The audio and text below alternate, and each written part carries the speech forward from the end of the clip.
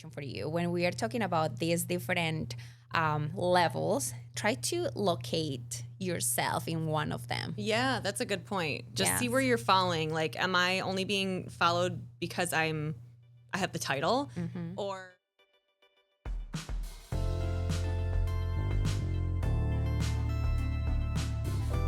Hello, leaders, and welcome back to the LeadHer Lounge. In today's episode, we're going to be talking a lot more about why people follow you when you're a leader. So there's 5 reasons, kind of 5 levels that we're going to dive into that kind of explain why an employer, anyone really, would follow you.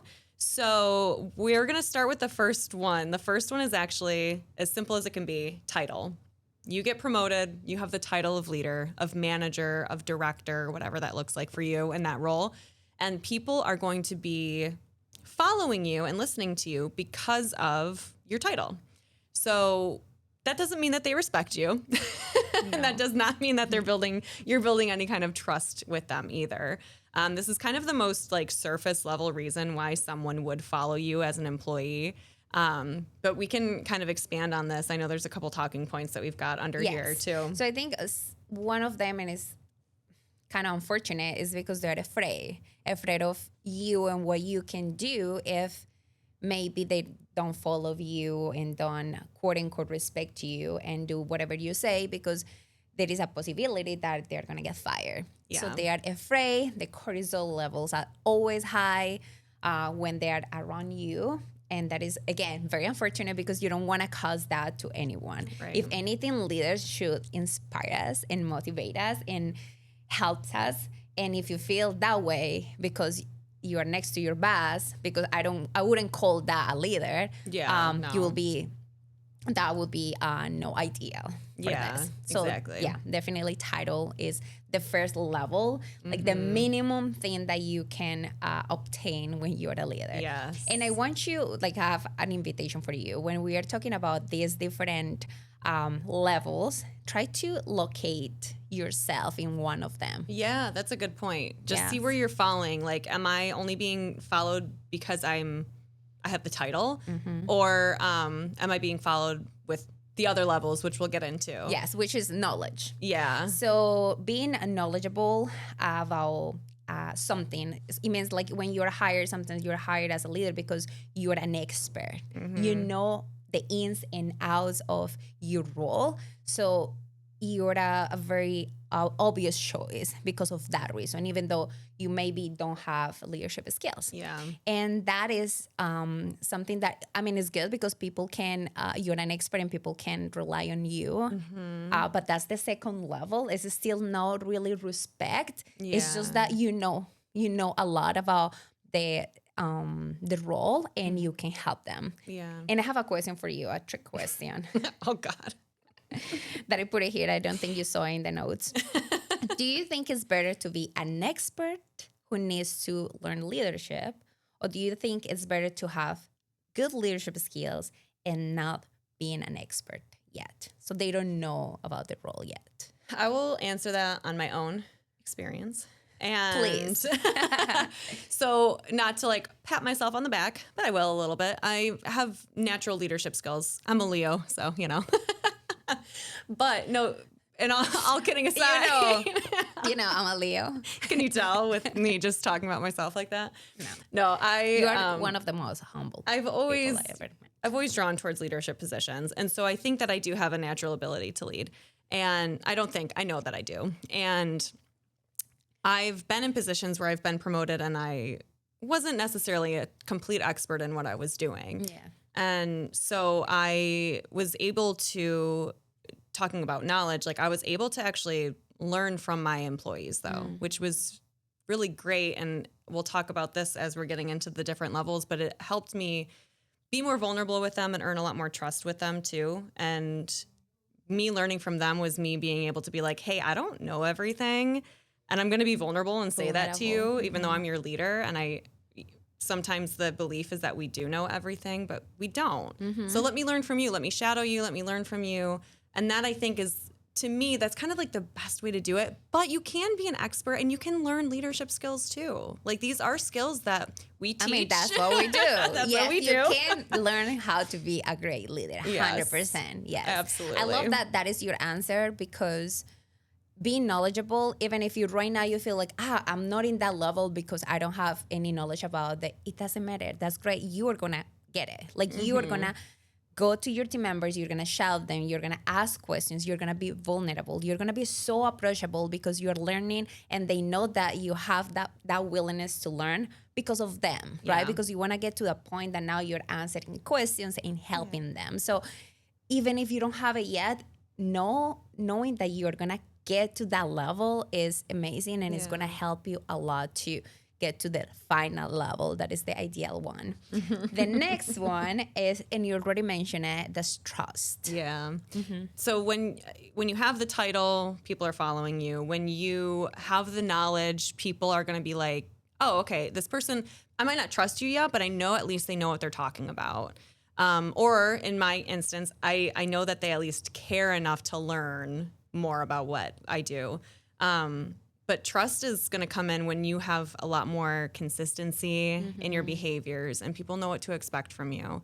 I think we've said this, I'm sure we've said this before, is where inconsistent leadership causes so much stress, so much anxiety when you don't know what version of that person you're going to get when you walk into work that day.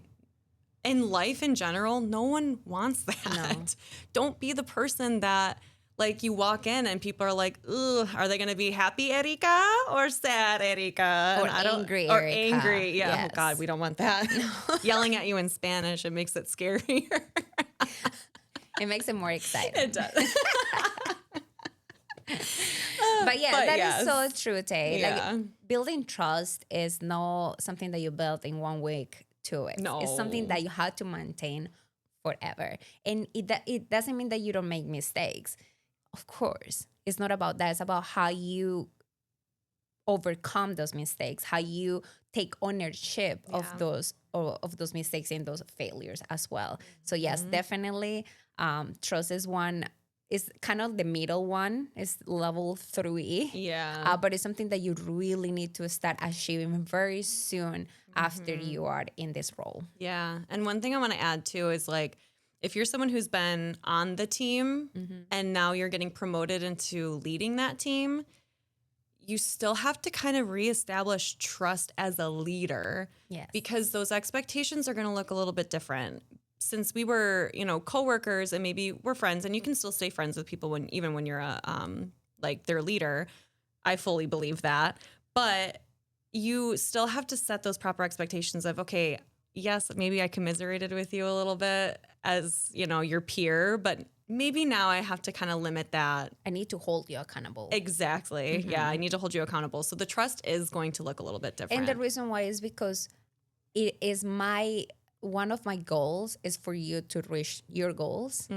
And for that, I need to hold you accountable on some behaviors that are not helping you to get to the point, which is like, again, that's the next level, which is results. Yes. So yes, you're a leader, you have the title, you're knowledgeable, your people is trusting you. Now you have to get to those milestones. Now you need to start providing those results, not just as a team, but also helping those individuals to achieve those goals. Yeah. Something that we use here at Monarch Coaching is smarter goals. And we can dive in another episode on how to do it, how to achieve smarter goals. But you need to help your team members to work on their goals in a smarter way. Yeah. Because we need to see the results. I mean, at the end of the day, we work for something, towards something, and it's good to like actually seeing them and something that it can be tangible. Yeah. And when you know that someone has helped you achieve a goal that you've been working hard towards, I mean, like, I have so many people in my life that are like that, and I'm very grateful for that. But the feeling is just like, I can't thank them enough. And it's hard because sometimes I'm like, I don't think you understand how much you've truly impacted my life. Yes. Like because they do it because it's just so organically natural for them that it's nothing in their mind. It's nothing, but for you, when you're in the receiving end, you're like, wow, like you impacted my life. You even helped me with my personal goals as well. So it's so meaningful. So yes, individual goals and of course team goals. You want your team to be successful. the team. Yeah. To accomplish things. You want other people to talk about your team. But for that reason, you had to build to that level and to get to the last level, which is respect. Yes. Respect comes with all of those things. So it does come with the title. I'm not really much of a title person. So yes, you have the title, but you also you've shown that you know the knowledge, you have the expertise, or that you care to at least learn more. And then you've also built that trust. You've been very consistent in your leadership. People know what to expect from you. And now you're producing results. Your team is hitting milestones. Your employees are achieving personal goals or professional goals. Like, that earns you so much respect. I have so much respect for the leaders that I have had in my life that have done all of those things for me. And the friends too, like Erica, I have so much respect for Erica because she has done all of those things for me. Her title is Chief Best Friend Officer. And I'm a Pisces. And cats don't really like water. We eat fish, actually. What you're trying to Zodiac, say. I know. So like, all jokes aside, though, like I truly do respect you because of all of those things that you've done for me. And I respect you. Oh, thank you. I appreciate you. Yeah, we're so lovey. But those are the 5 levels of how to get employees to kind of follow you and buy into you as a leader. So if you are a new leader, if there is anybody in your world or your community that's a new leader who you think could benefit from this video, please share it with them.